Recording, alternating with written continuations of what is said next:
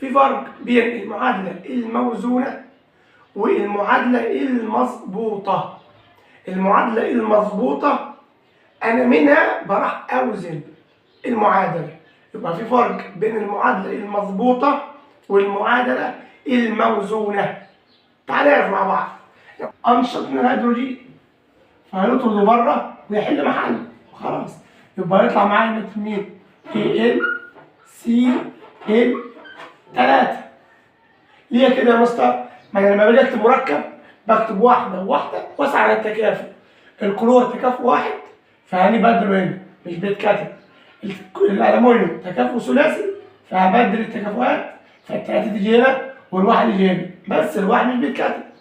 ماشي كمل يا عم. كده يبقى هيطلع مين بره معايا؟ هيطلع معايا الهيدروجين. حلو، انا الهيدروجين طلع اهو،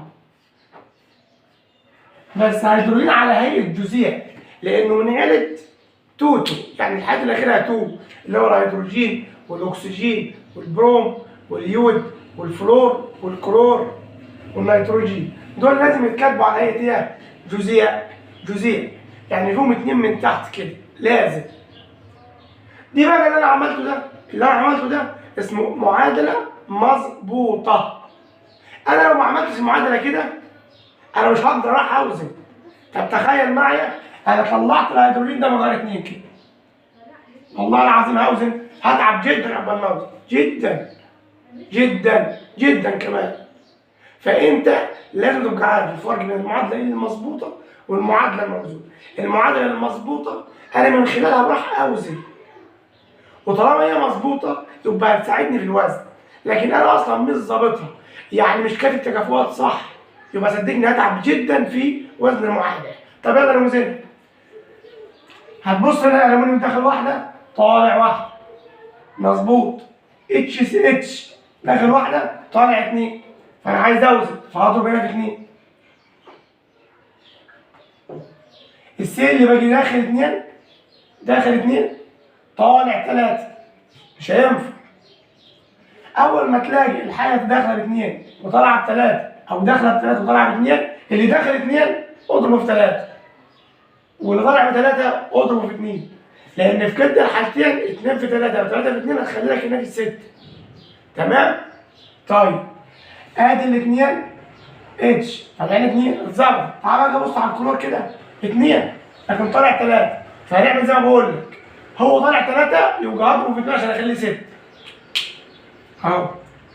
اضرب بقى ال3 دي في 2 يبقى 6 اهو، تضرب هنا في 2 يبقى 2 في 3 كلور ب 6 كلور، يبقى هتمسح دي الاثنين تخليها 6.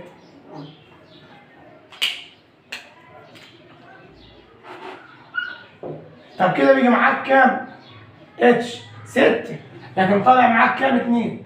انا قلت لك اللي طالع في 2 اضربه في 3 عشان يبقى 6. طيب حلو كده؟ حلو، ادي 6 هيدروجين ادي 6 هيدروجين ادي 6 كلور ادي 6 كلور، انما الالومنيوم بقى 2 طالع، خلاص يا عم نضرب في 2 اهو. كده انا بقى عملت ايه؟ اسمي وزنت المعادله المظبوطه.